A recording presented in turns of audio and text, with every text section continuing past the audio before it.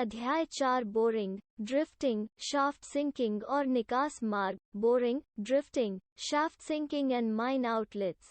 ए boring. Boring 1। खान में boring के क्या क्या उपयोग हैं? What are the purposes for which boring is done in mines? Uttar, boring के उपयोग खान संबंधी कार्यों में बोरिंग के निम्नलिखित उपयोग हैं।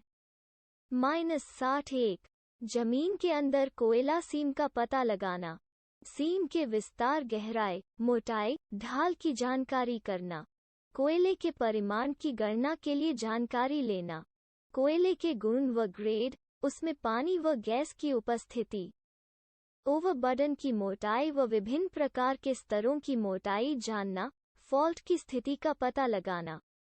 2. खान में फॉल्ट मिलने पर उसकी दूसरी ओर कोयला सीम की स्थिति व फॉल्ट का थ्रो मालूम करना। 3.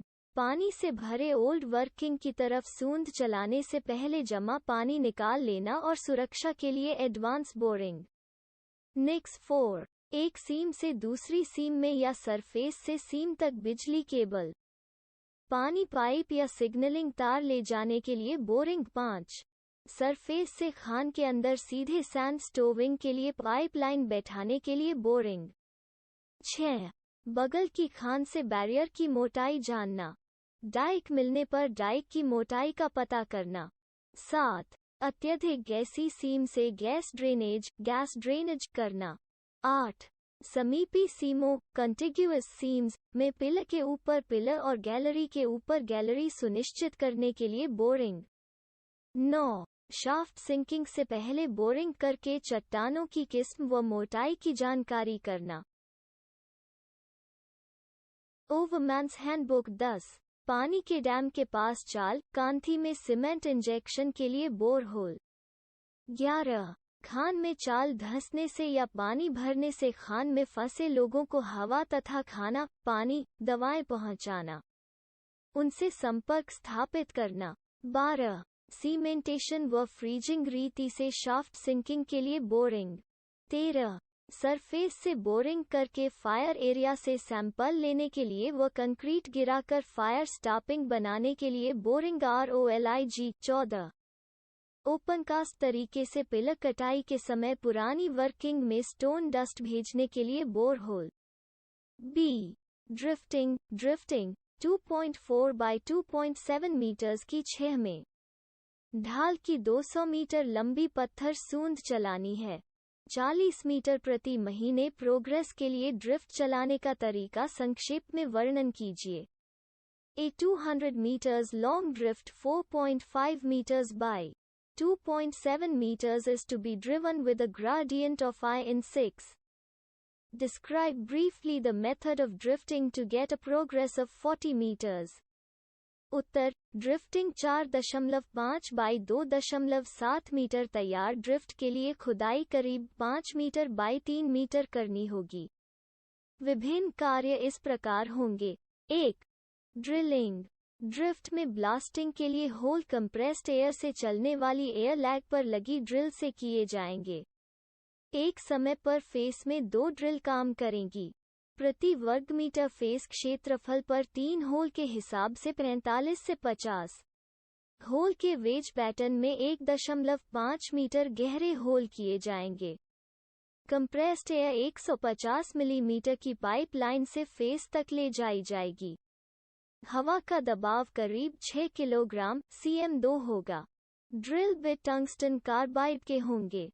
फेस पर एक ड्रिल स्पेयर रखी जाएगी और 2 ड्रिल सरफेस पर रिपेयर मेंटेनेंस में होंगी। 2. ब्लास्टिंग। प्रति होल 150 ग्राम एजैक्स जी के 4 कार्ट्रिज डाले जाएंगे। 0 से 5 नंबर के डिले डिटोनेटर प्रयोग किए जाएंगे। ठसानी गीली गोला माटी से की जाएगी। प्रति राउंड ब्लास्टिंग में लगभग 30 किलोग्राम बारूद लगेगा व लगभग 1.4 मीटर फेस प्रोग्रेस मिलेगी। केवल 250 मीटर लंबा होगा। अनुमोदित एक्सप्लोडर व सर्किट टेस्टर प्रयोग किया जाएगा। 3. लोडिंग व ट्रांसपोर्ट।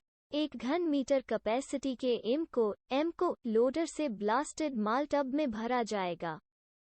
फेस के नजदीक तक 2 ट्रैक होंगे, एक खलिया व दूसरा बोझाई टब के लिए। टब 30 kW के डायरेक्ट हालिज से खींचे जाएंगे।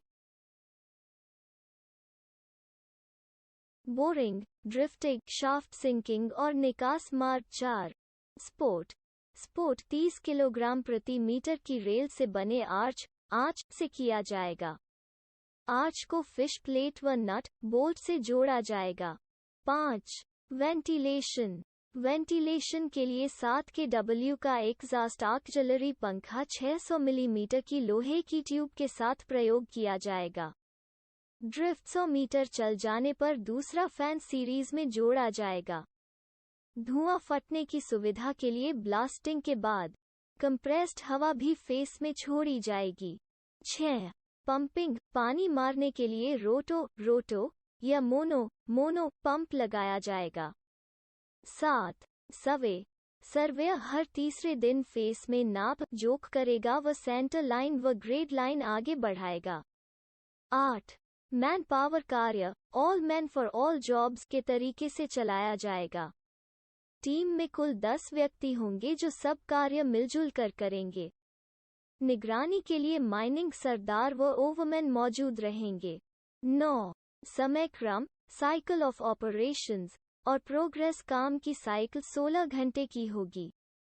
ड्रिलिंग 4 घंटे, शॉट फायरिंग, धुआं फटना, ड्रेसिंग 2 घंटे, लोडिंग 3 घंटे, स्पोर्ट 4 घंटे, शिफ्ट बदली व आइडल टाइम 3 घंटे, 16 घंटे, औसत प्रोग्रेस 1.5 मीटर प्रति दिन या 40 मीटर प्रति माह। ब्रेक डाउन लेकर नोट, वर्ष 2006 में पूछा गया प्रश्न 20 मीटर अप थ्रो फॉल्ट को पार करने हेतु एक स्टोन ड्रिफ्ट चलाने का निर्णय लिया गया है। 0.5 मीटर दैनिक प्रगति के लिए वातायन प्रणाली, ventilation system. Blasting, sport, machinery एवं मानव शक्ति के साथ ले आउट खींचिए। माना कि ड्रिफ्ट का ढाल 6 में 1 रखना है। श्रो 20 मीटर है, तो ड्रिफ्ट की लंबाई एब इक्वल्स जोड़ t इक्वल्स 120, 2 जोड़ 20 एक्सटेंशन 6120 इक्वल्स 122 मीटर्स लगभग। चित्र ओवरमैन्स हैंडबुक। आप यह मान लीजिए कि ड्रिफ्टिंग का काम रोजाना केवल एक शिफ्ट में चलता है। उपरोक्त प्रश्नोत्तर के आधार पर आप उत्तर दे सकेंगे। बारूद कम लगेगा। गैस जांच में विशेष सावधानी बरती जाएगी। सी. Shaft sinking 3. सिंकिंग चाणक का टेम्पररी सपोर्ट कैसे किया जाता है? What is the method of temporary support in a sinking shaft? उत्तर, सिंकिंग चाणक में टेम्पररी सपोर्ट चाणक के मुंह के पास रेल गाड़ कर उससे चेन द्वारा लोहे की एक गोलाकार रिंग कांधी के बगल में लटकाई जाती है। रिंग कई भागों में होती है जिन्हें फिश प्लेट लगाकर बोल्ट कर दिया जाता है। पहली रिंग में हुक या हैंगर लटकाकर नीचे दूसरी रिंग फिट की जाती है। 2 रिंग के पीछे व कांथी से सटाकर लकड़ी के पाटे या टीन के चदरे कनिया ठोककर जाम किए जाते हैं। सिल्ली, पटरा, डड्डा, हुक, रिंग, कनिया, रिंग, ALAMAN। चित्र सिंकिंग चाणक में टेम्पररी सपोर्ट दूसरी रिंग से उसी तरह तीसरी रिंग लटकाकर दूसरी व तीसरी रिंग के पीछे भी पाटे या चदरे लगाए जाते हैं। इस प्रकार टेम्पररी सपोर्ट नीचे बढ़ाते जाते हैं। नोट, कुछ दूर बाद नीचे कांथी में फाउंडेशन काटकर गांधनी या कंक्रीट ढलाई परमानेंट खोलते जाते हैं। सपोर्ट ऊपर बढ़ाया जाता है जैसे जैसे स्थायी सपोर्ट ऊपर बढ़ता है। Temporary support 4. सिंकिंग चाणक में ड्रिलिंग ब्लास्टिंग की व्यवस्था किस प्रकार की जाती है?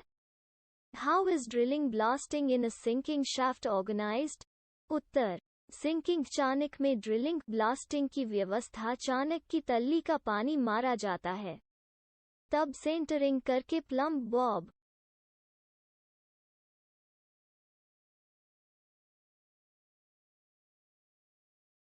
बोरिंग, ड्रिफ्टिंग, शाफ्ट सिंकिंग और निकास मार्ग प्लम्ब बॉब से चाणक की तल्ली पर सेंटर का चिन्ह लगाया जाता है।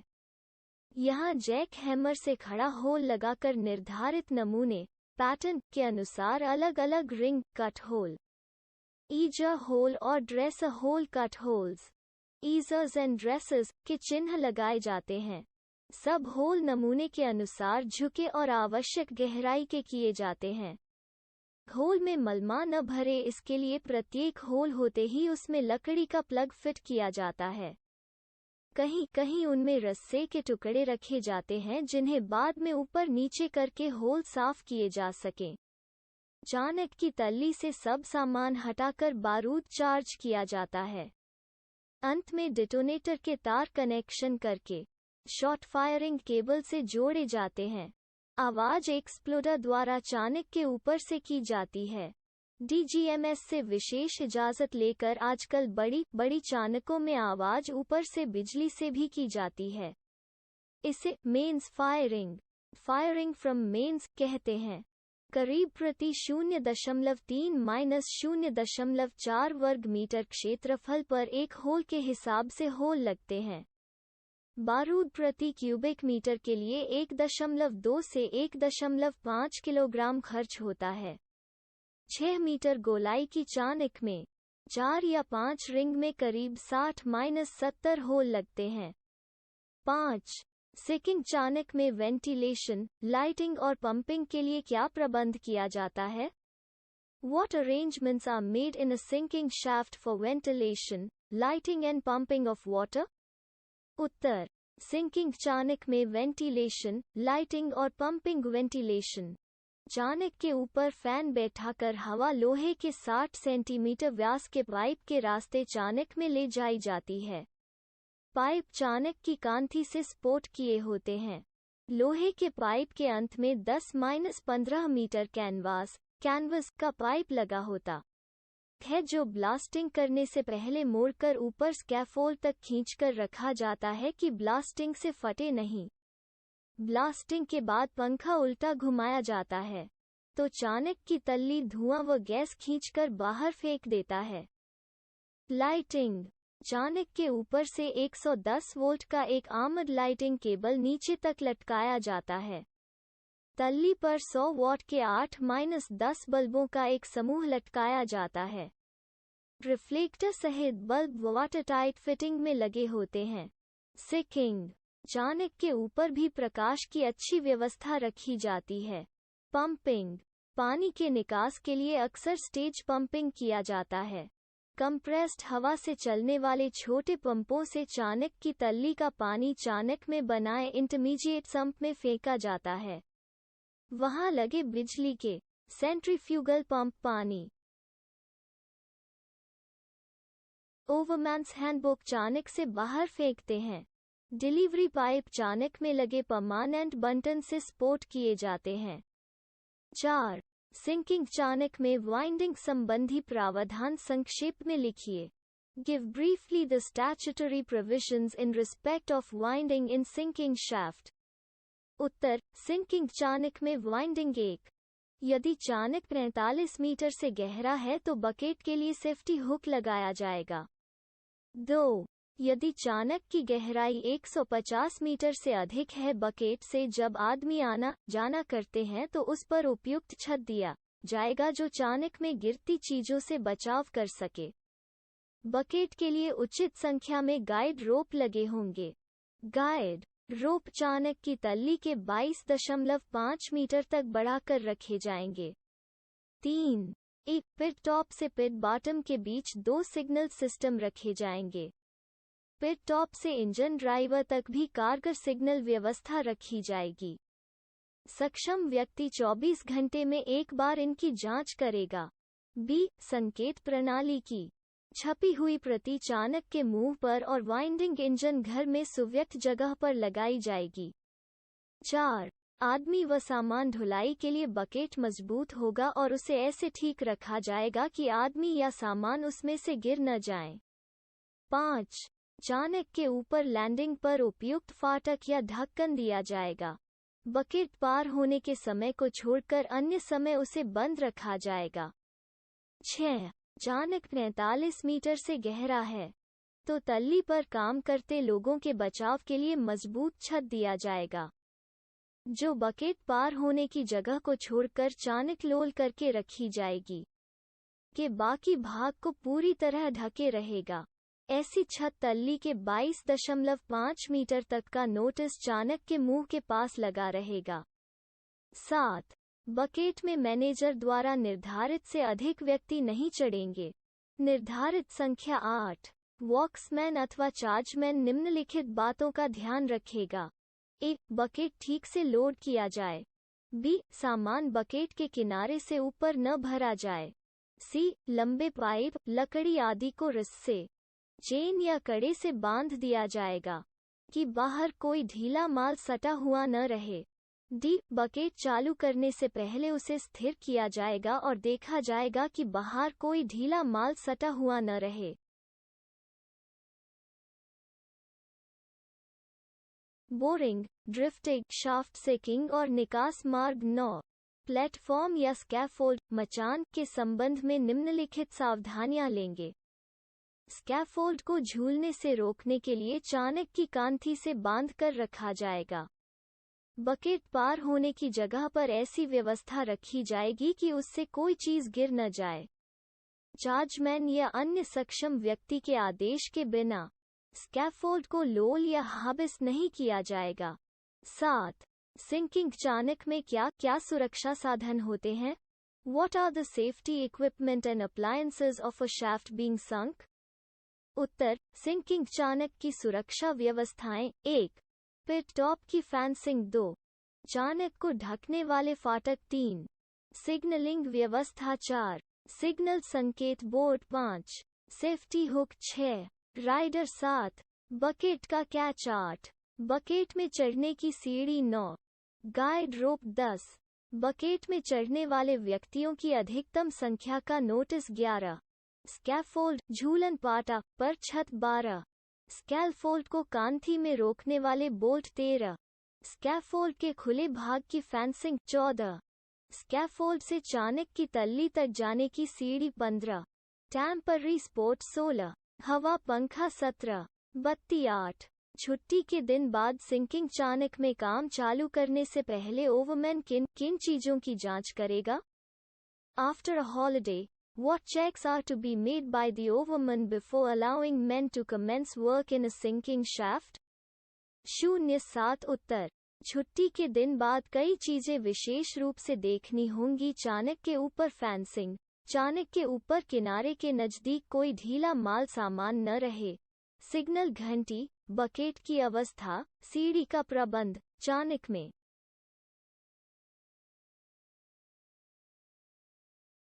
ओवरमैन्स हैंडबुक। स्थायी स्पोर्ट, कांधी की मजबूती, चाणक्य की तल्ली पर पानी, गर्म व ठंडी गैस की जांच, पंप का ठीक संचालन, हवा व प्रकाश की व्यवस्था। सब कुछ ठीक पाने पर काम आरंभ किया जाएगा। पहली बार चाणक्य में जाने से पूर्व बकेट को 4-5 बार चाणक्य में नीचे ऊपर उठाकर चेक किया जाएगा। डी. खान में जाने व बाहर निकलने के रास्ते, माइन आउटलेट्स। 9. भूमिगत खान से बाहर निकलने के रास्तों, निकास मार्गों के क्या नियम हैं? What are the statutory provisions regarding mine outlets? उत्तर 1. भूमिगत खान की हर सीम या सेक्शन से डांगला सरफेस निकलने के कम से कम 2 अलग अलग रास्ते, चाणक्य, इंक्लाइन या एडेड होंगे। एक ही रास्ता हो, जैसे चाणक्य सेकिंग के समय। पिट बॉटम पर 2 चाणकों को जोड़ने वाला रास्ता बनाते समय या खनिज की खोज करते समय, तो 20 से अधिक व्यक्ति एक समय पर काम में नहीं लगाए जाएंगे। 2. दोनों निकास मार्गों में उतरने चढ़ने की उपयुक्त व्यवस्था होगी। चाणक्य 30 मीटर से गहरा है तो उसमें यांत्रिक वाइंडिंग व्यवस्था रहेगी जो हर समय चालू अवस्था में उपलब्ध रहेगी। यदि चाणक्य में सीढ़ियां दी गई हैं, जैसा झरिया रानीगंज की कम गहराई की कुछ खानों में है, तो सीढ़ी मजबूत होगी। उसका झुकाव क्षितिज से 80 डिग्री से अधिक नहीं होगा। 9 मीटर अंतर पर प्लेटफॉर्म दिए जाएंगे एवं सीढ़ियों के पावदान चौड़े व समान दूरी पर होंगे। 3. दो निकास मार्गों के बीच दूरी 13.5 मीटर से कम होगी। 4. दो निकास मार्गों को भूमिगत भाग में 1.8 मीटर ऊंची 1.5 मीटर चौड़ी गैलरी बाई पास से ज्वाइन किया जाएगा। यदि किसी समय इस गैलरी कनेक्शन में रुकावट पड़ जाए तो उसे हट के काम को छोड़कर कोई अन्य काम नहीं किया जाएगा और उसमें 20 से अधिक व्यक्ति नहीं रहेंगे। 5. खान के प्रत्येक भाग से डांगलर आने जाने के लिए कम से कम 2 रास्ते रखे जाएंगे। 10. चालू चाणक के बारे में नियम बताइए। State the provisions regarding working shafts. उत्तर 1. चाणक सुरक्षित बनाया और रखा जाएगा। ओवरमैन्स हैंडबुक 2. सिंकिंग चाणक में तल्ली से अधिक 20 मीटर तक टेम्पररी सपोर्ट दिए जाएंगे और उससे ऊपर धातु, कंक्रीट या ईंट पत्थर की लाइनिंग दी जाएगी।